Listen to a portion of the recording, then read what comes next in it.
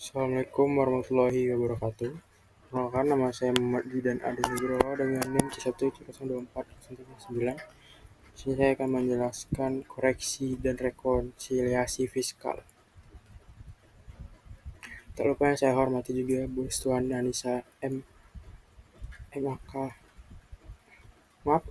Bu Restuanin Anissa SE MS MAK dan juga Dr. Wimi Eka Putra SE MSI sebagai dosen pengampu 1 dan 2. Tak lupa juga kita hormati kehadiran Allah Subhanahu wa taala yang telah memberikan waktu dan ridhonya hingga kita pada hari ini dapat membuat video pendahuluan. Koreksi fiskal muncul sebagai bagian dari proses rekonsiliasi fiskal untuk menyesuaikan laba komersial menjadi laba fiskal. Koreksi ini dilakukan karena tidak semua biaya yang diakui dalam standar akuntansi keuangan dapat diakui sebagai pengurangan pajak, dan tidak semua penghasilan menurut akuntansi dikenakan pajak menurut aturan fiskal. Dengan adanya koreksi fiskal, positif maupun negatif, perhitungan pajak menjadi lebih akurat, adil, dan mencerminkan kondisi sesuai peraturan perpajakan yang berlaku. Latar belakang: dalam dunia usaha dan perpajakan di Indonesia, pelaporan pajak penghasilan badan (PPh) badan menjadi kewajiban yang harus dipenuhi oleh setiap entitas usaha yang berbadan hukum, sebagaimana yang diatur dalam Undang-Undang Nomor 36 Tahun 2008 tentang Pajak Penghasilan. Terus, setiap wajib pajak menyelenggarakan pembukuan diwajibkan untuk menghitung besarnya penghasilan kena pajak.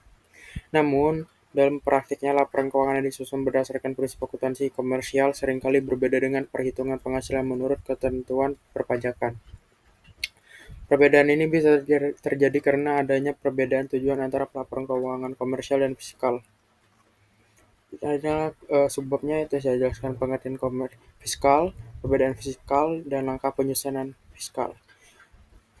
Rekonsiliasi fiskal merupakan proses penyelesaian antara laba atau rugi menurut laporan keuangan komersial yang disusun berdasarkan prinsip akuntansi dengan laba atau rugi menurut ketentuan perpajakan atau fiskal. Untuk menentukan besarnya pajak yang menjadi dasar penghasilan kena pajak dan yang menjadi dasar perhitungan pajak penghasilan atau PPh terutang, proses ini sangat penting karena pelaporan keuangan komersial dan fiskal disusun berdasarkan dasar hukum dan prinsip yang berbeda. Nah, fiskal ini dibagi menjadi dua, yaitu fiskal negatif dan fiskal positif dan negatif. Koreksi fiskal positif yaitu penyesuaian dengan menambahkan biaya yang tidak dapat dikurangkan menurut fiskal ke dalam laba komersial. Contohnya biaya sumbangan, denda keterlambatan, biaya pribadi pemilik, atau biaya yang tidak memiliki bukti pendukung yang sah. Koreksi fiskal negatif yaitu penyesuaian dengan mengurangi pendapatan atau menambahkan kembali biaya yang secara komersial tidak dicatat tetapi diperbolehkan secara fiskal. Nah, secara perbedaan fiskal dalam praktik akuntansi dan perpajakan Indonesia, sangat penting untuk memahami adanya perbedaan antara laporan keuangan komersial dan laporan keuangan fiskal.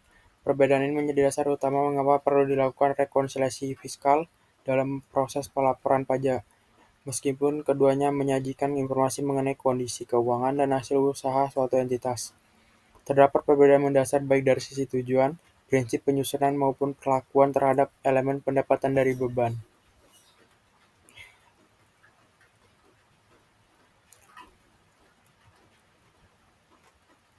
Nah, ternyata ada perbedaan menjadi tiga: tujuan penyusunan, prinsip dan dasar hukum, perlakuan terhadap pendapatan dan biaya. Tujuan penyusunan ini gambaran bagaimana pihak-pihak eksternal seperti investor, kreditor, manajemen, dan pemegang saham sebagai kinerjanya mereka. Terus prinsip dan dasar hukum ini sebagaimana laporan yang menggunakan akural basis dan substansi ekonomi dan tidak bergantung pada penerimaan atau pengeluaran kas. Selanjutnya ada perbedaan yang terakhir, perlakuan terhadap pendapatan dan biaya. Di sini ada dua, pendapatan tetap atau permanent difference dan perlakuan terhadap pendapatan. Ada dua perbedaan, yaitu perbedaan tetap permanent difference dan dua perbedaan temporal atau temporary difference, perbedaan sementara. Nah, perbedaan perlakuan antara laporan komersial dan fiskal menyebabkan munculnya perbedaan perhitungan laba atau rugi.